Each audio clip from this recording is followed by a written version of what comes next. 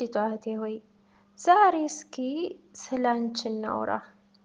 ውዲቷ እህቴ ብስራት ነሽ ስብራት፣ ቃሉን ልብ በይ። ብስራት ነሽ ስብራት።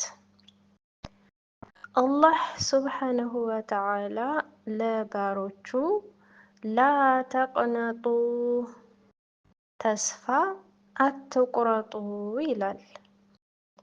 ነቢዩላህ ያዕቆብ ዓለይሂ ሰላም ለልጆቹ ወላ ተእየሱ ተስፋ አትቁረጡ ይላል። ነቢዩላህ ዩሱፍ ዓለይሂ ሰላም ለወንድሙ ፈላ ተብተኢስ እንዲያታዝን ይለዋል። ነቢዩላህ ሹዐይብ ለነቢዩላህ ሙሳ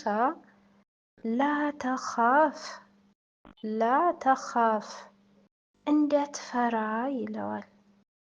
ነቢዩ ሙሐመድ ሰለላሁ ዐለይሂ ወሰለም ለአቡበክር ስዲቅ ላተሕዘን እንዲያተክዝ ይሉታል። ላተሕዘን እንዲያተክዝ እንዲያታዝን።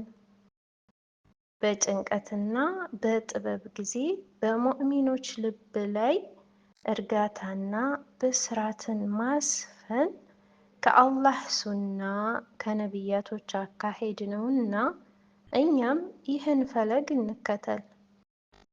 ለዚህም ሲባል ነው ከፊል ቀደምቶች ዱንያ ላይ ከሚያስደስቱኝ ነገሮች ውስጥ ትልቁ ነገር በሙእሚኖች ልብ ላይ ደስታን ማስፈን ነው ይሉ የነበረው።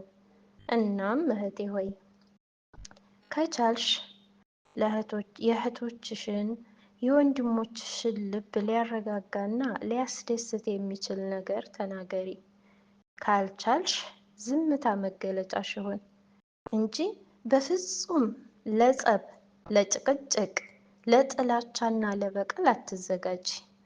አላህ ካዘነላቸው ትኬቶች ውጭ ግን ይህ አስቀያሚ አስነዋሪ ተግባር መገለጫችን ሆኗል። ልጠይቅሽ እስኪ እናም ለወገንሽ ብስራት ነሽ ስብራት ብዬ ልጠይቅሽ፣ እስኪ መልሽልኝ። ሁሉም ሰው እንዲያውቅሽ ጀግና መልካም ከሆንሽ በክብር ላልቅሽ፣ መጥፎ ጭቡ ከሆንሽ እንዲጠነቀቅሽ ብስራት ነሽ ስብራት ብዬ ልጠይቅሽ። መልሽልኝ እስኪ።